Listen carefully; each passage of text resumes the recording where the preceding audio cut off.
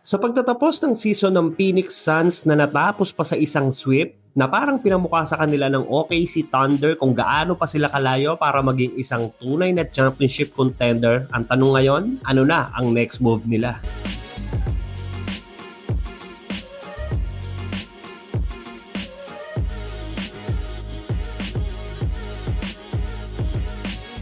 Sa totoo lang, successful pa para sa akin ang season ng Suns. Yes, sweep sila. Pero bago pa ang regular season, ang expectation sa kanila ay either lottery team, walang direction, o wasak ang roster.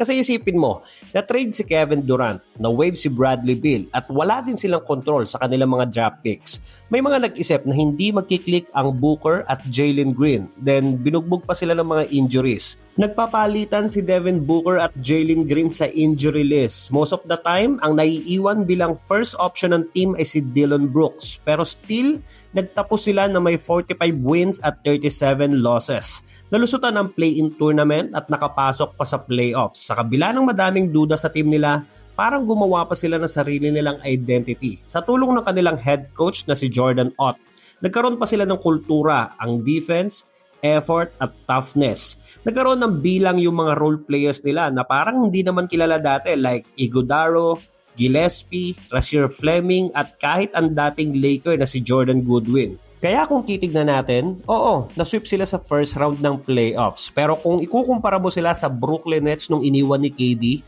yung dating Rockets na iniwan ni James Harden, yung Cavaliers nung iniwan ni LeBron, o yung Dallas nung iniwan ni Luka, lahat yon halos mag-rebuild.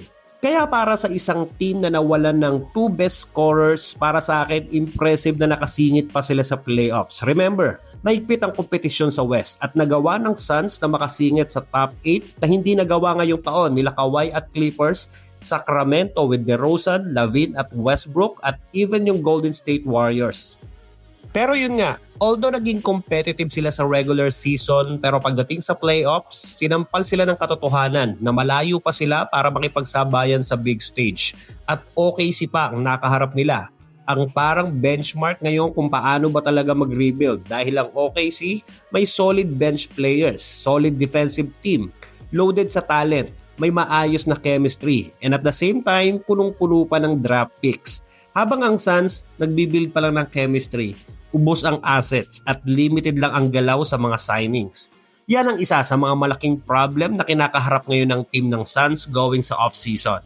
Wala silang draft control, may dead money pa dahil kay Bradley Beal at dahil doon, meron silang limited salary flexibility. Kaya kahit gusto nilang gumaling agad, wala silang enough tools para gawin yon. Habang si Devin Booker, respect pa rin, franchise player yan. Pero real talk ngayong season, especially ngayong playoffs, parang hindi na siya yung dating superstar level. Papasok na siya sa age 30 na dapat prime years pa. Pero bumaba ang explosiveness at below average na 3-point shooting recently. So OKC series nga, parang okay lang ang performance niya. Pero hindi kasing dominant ng dati. Yung tipong kung siya lang ang main guy mo, parang play-in tournament lang talaga ang ceiling ng team nyo. Pero sa brighter side naman, meron pa namang Jalen Green. Yes, may pagka-inconsistent pero may flashes at may time na parang siya ang bubuhat sa team niya. Nakita natin yan nung play-in. Nandyan din si Kaman Maluwak, ang kanilang 10th overall.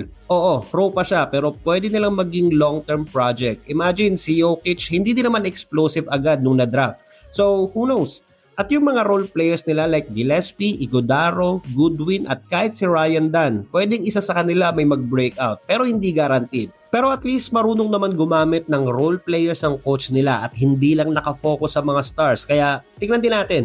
Pero isa pang tanong, ano nga ba ang gustong tahakin ng Phoenix ngayon? Ang makontento sa okay lang na team o sumugal para maging great? Kasi kung mag-i-stick sila sa current roster nila ngayon, oo, baka makabalik sila sa play-in o pwedeng umabot ng top 6 kung suswertihin. Pero kung gusto nila makipagsabayan sa mga team like OKC, I think kailangan nilang sumugal. Kasi hindi pwedeng option nila ang rebuild hanggat nasa kanila si Devin Booker. I'm sure gusto ng team i-maximize ang prime ni Book. Pwede silang mag-trade for a star. Ilan sa mga big names na magiging available sa trade this offseason ay sina Ja Morant, Joel Embiid, Giannis o kahit si Kawhi. Oo, mga injury-prone players na karamihan sa mga yan. Malalaki pa ang kontrata. Pero kung gusto talaga ng management makipag-compete next year, mukhang kailangan nila i-take yung risk. Pero may side din na baka na-trauma na sila sa dati nilang pagkakamali nang buuin nila yung trio nila KD, Book at Bill. Pero wala din nangyari. Mas okay pa actually yung team nila nung nasa kanila pa sila CP3 at DeAndre Ayton. So from that, baka maisip din nila na palibutan na lang si Book ng mga solid role players at legit playmaker. So let's see. Sa NBA, hindi sapat ang pwede na. Either contender ka o wala ka sa usapan. At ang Phoenix Suns ngayon, nasa gitna at delikado yon. Nasa prime years na si Devin Booker. Bata pa naman si Jalen Green at si Dillon Brooks, nakakaasar lang yan pero may ibubuga yan sa depensa o kahit sa opensa. At sa tingin ko, parang sa kanya pa nanggaling yung toughness ng team na halos naging identity na ng Phoenix Suns. Magandang abangan kung ano-anong desisyon nila sa parating na off-season. Pero para sa'yo, sino ang kulang sa Suns? Anong adjustments ang kailangan nila para maging legit contender ang The Valley next season? Share mo naman yung opinion mo sa comment. Paki-like and share naman ang video. At baka naman, paki-subscribe na din ng ating channel para sa mga susunod pang NBA Kwentuhan.